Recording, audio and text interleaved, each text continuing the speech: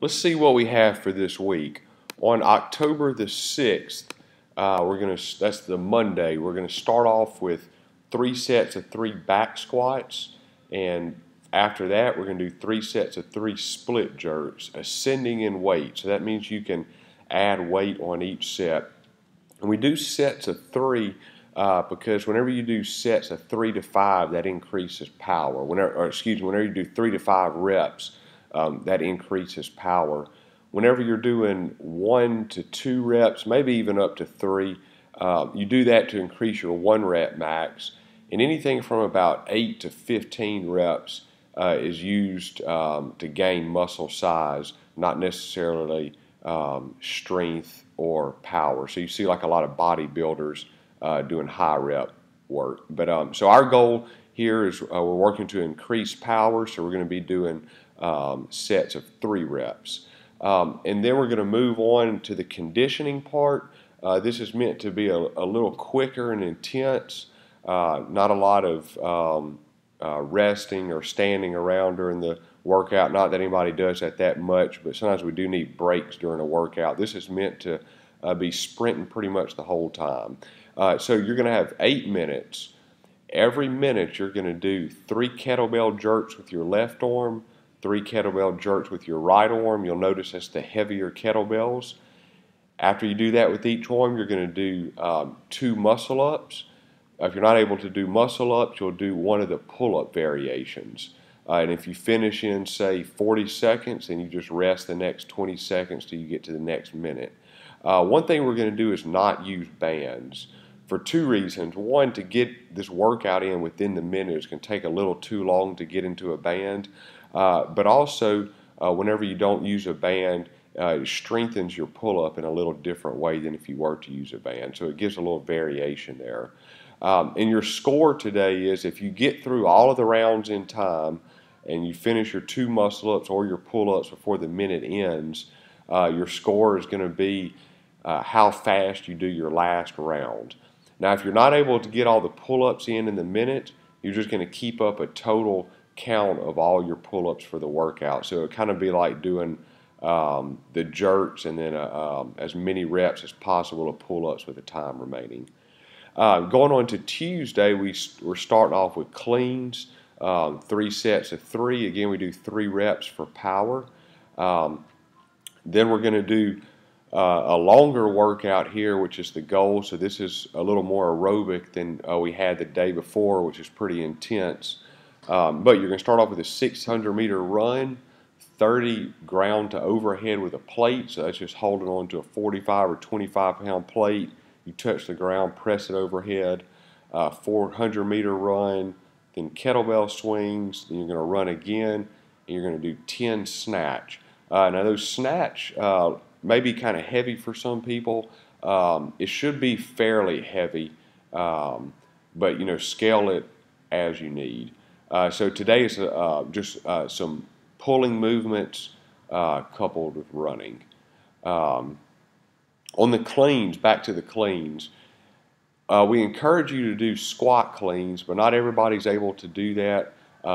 People are still working on technique, or maybe you don't have the flexibility yet. So if you do a power clean, we want you to follow it up with 2 front squats.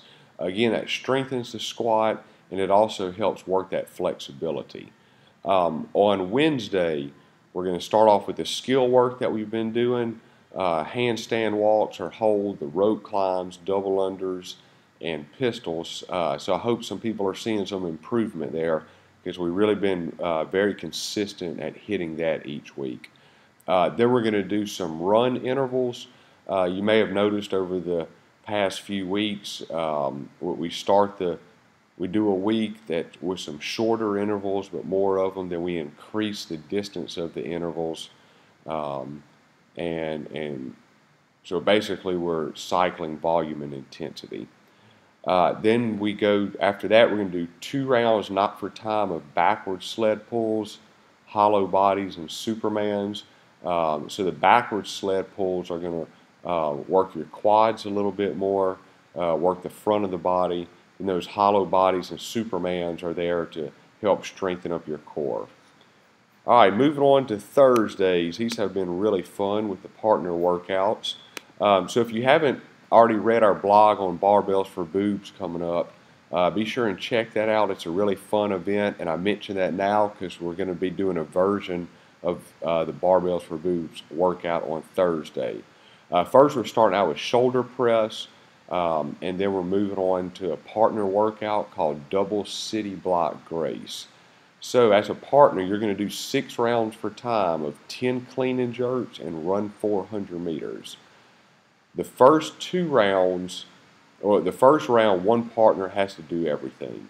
The second round, the other partner does everything. And then after that, you can split it up however you want.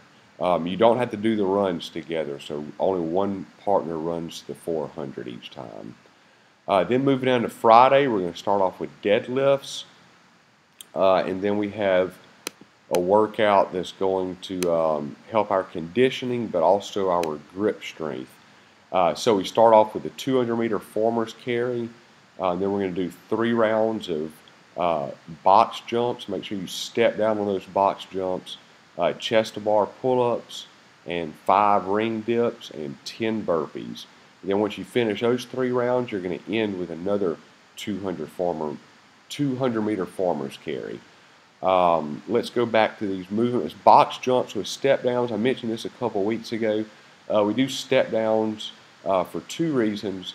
One, it's safer, so your calves and Achilles are not getting that constant pounding when you jump down.